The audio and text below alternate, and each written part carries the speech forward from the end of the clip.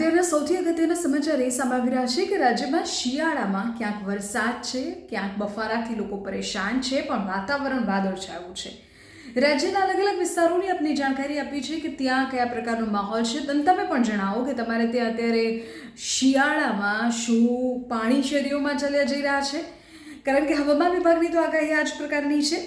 વાતાવરણમાં પલટો રાજ્યભરના અલગ અલગ વિસ્તારોમાં આવ્યો છે। અમદાવાદમાં વાદળછાયું વાતાવરણ છે, ગાંધીનગર, બરોડા તમામ વિસ્તારોમાં વાદળછાયું વાતાવરણ છે, તો પંચમહાલ અને મહીસાગર એવા જિલ્લાઓ છે કે જ્યાં તો સતત અત્યારે કમોસમી વરસાદ વરસી રહ્યો છે, માવઠું પડી રહ્યું છે, શેરીઓમાંથી પાણી અત્યારે ચાલતા થઈ રહ્યા છે અને ખેડૂતોને ખાસ તો નુકસાનની અત્યારે ભીતિ છે, કારણ કે બાજરી, મકાઈ આ બધા જ પાકોને લઈને અત્યારે ખેડૂતોની ચિંતા થઈ રહી છે।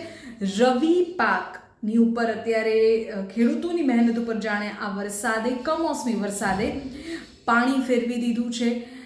માવઠું વિસ્તારોમાં સંતરામપુર નગરથી સમાચાર સામે આવ્યા છે કે ત્યાં પણ છૂટોછવાયો વરસાદ પડી રહ્યો છે। ત્યારે જે આંબામાં મોર અત્યારે આવ્યા છે, કેરીની આપણે વાત કરીએ તો તેને પણ અત્યારે ચોક્કસપણે આ વાતાવરણને કારણે અને વરસાદને કારણે કમોસમી વરસાદથી અસર થઈ છે।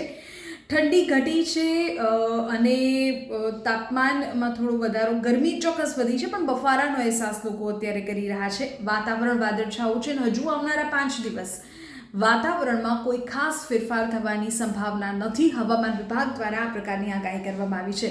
હવામાન વિભાગે કહ્યું છે કે આજથી 2 થી 8 ફેબ્રુઆરી સુધી આવનારા આ જે 5-6 દિવસ છે વાતાવરણ આ જ પ્રકારનું રહેશે।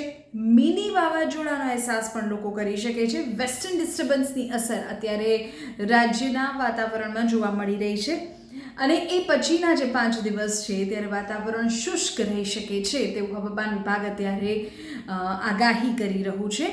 તો આપને ત્યાં કયા પ્રકારનું વાતાવરણ છે અત્યારે? શું તમારે ત્યાં પણ વરસાદ છે? કમેન્ટ કરીને અમને જણાવજો।